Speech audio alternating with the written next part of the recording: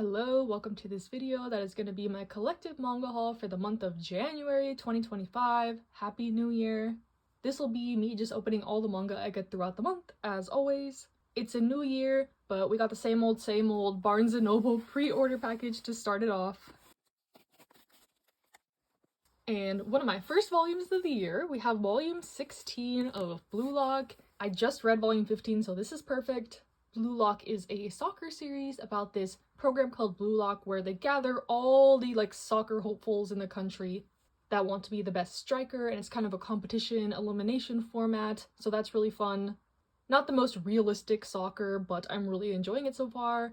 And I think starting in July, Kodansha said they're going to be releasing a volume of this a month until we catch up, so you'll be seeing a lot more Blue Lock on my channel this year.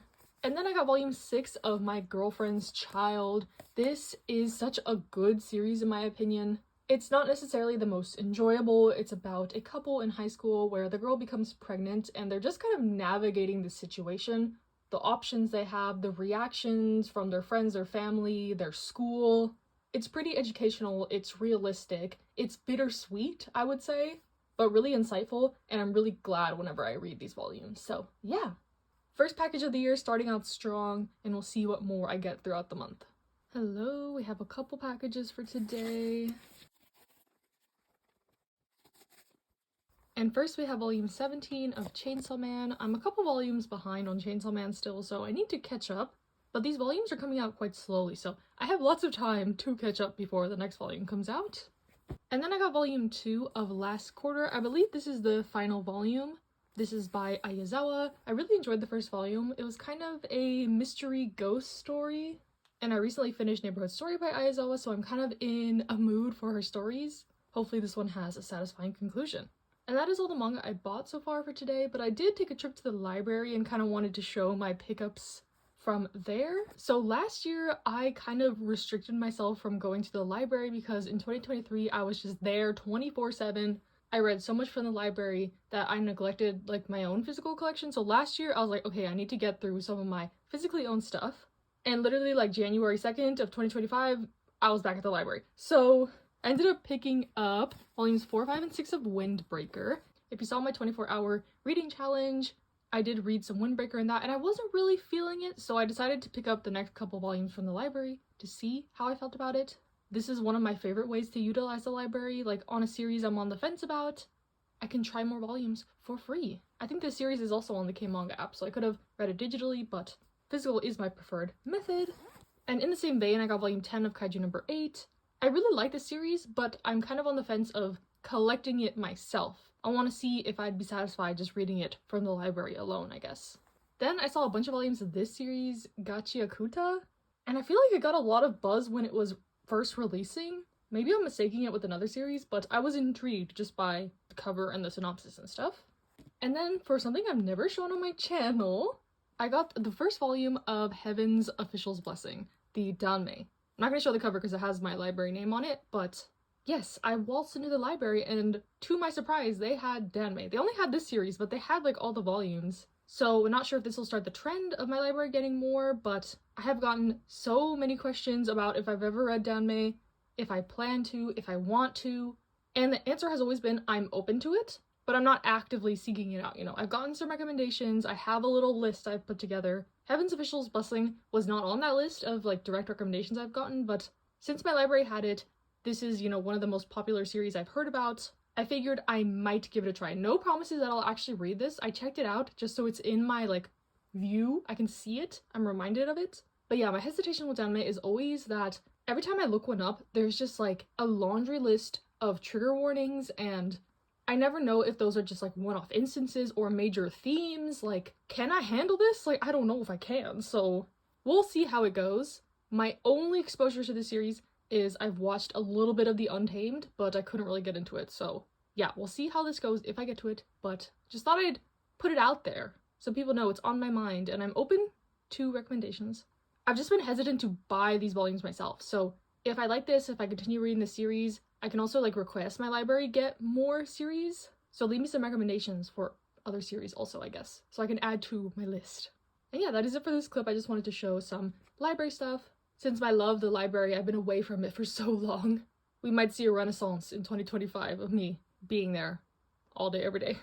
Hello, we got a couple packages for today, starting with from our besties Barnes & Noble.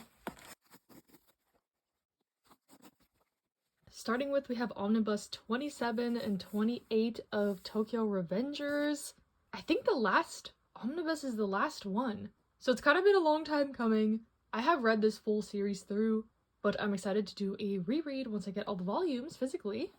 And then I got volume 13 of Spy Family. Always exciting to get a new volume of this since they release pretty slowly, but I love the series so much. About a spy having to create a family for a mission, and his daughter ends up being a telepath and his wife an assassin, so shenanigans ensue. But this one has a little bit of, romance, comedy, drama, all mixed into one, and I really like it. And then I have a package from Target, actually. I got some gift cards for Christmas, and we don't really have a Target near me, so I didn't use these for, groceries or anything, and I know Target does have manga, so that is what I purchased. I'm very happy that the packaging was actually quite good.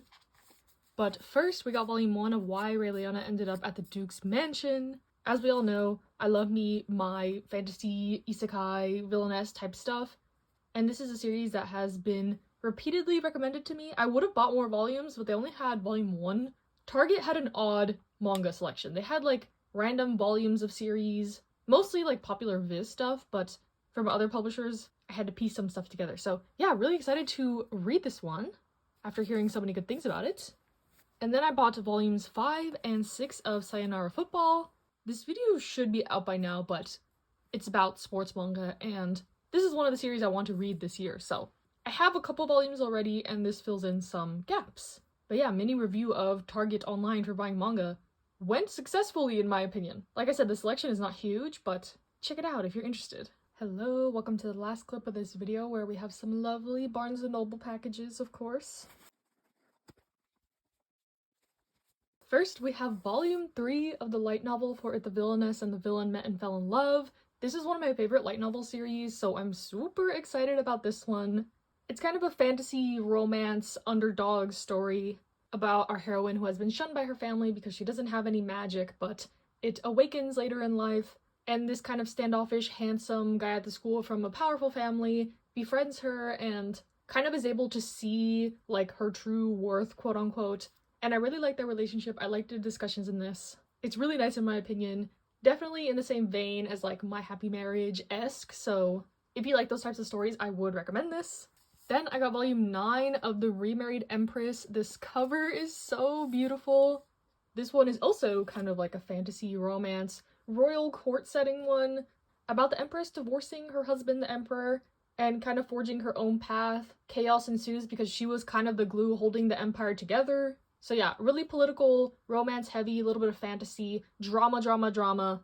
I keep up with the weekly webtoon chapters, so I'm way far ahead of this, but it is always nice to get a physical copy of your faves. Speaking of faves, we have volume 5 of She Loves to Cook and She Loves to Eat. This is one of my favorite ongoing girls' love series. It is just so insightful, so cute, talks about real life issues, about these two neighbors who start to bond over food, where their relationship develops, and yeah, I just really like it a lot. There's some friend characters introduced, and it all just feels very grounded in reality, relatable, and it's always a good time when I read a volume of it.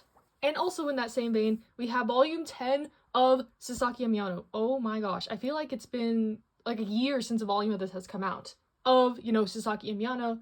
There's been some light novels, Hirona and Kagira, the manga came out. I think there was a character book, an art book, but of the actual manga, I don't know when volume 9 came out. But yes, I'm very excited about this. This is a very cute boys' love one set in high school, but follows them growing up, and now they're kind of in the college arc, so yeah, cute, fluffy goodness. Love it and all its spin-offs and iterations. But overall very happy to finally have another volume of the manga. So that is it of the stuff I have bought in.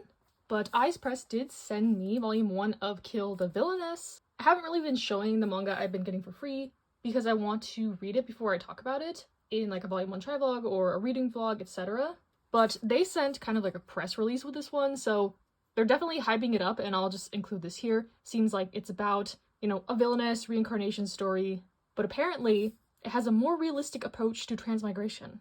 And you know, I love me my villainess isekai drama-filled type stuff, so I bet I'm gonna enjoy this one, and I will include my review in like an upcoming volume 1 try vlog, etc. Just figured I'd shout this out here so y'all know it's coming out. It's coming out February 18th.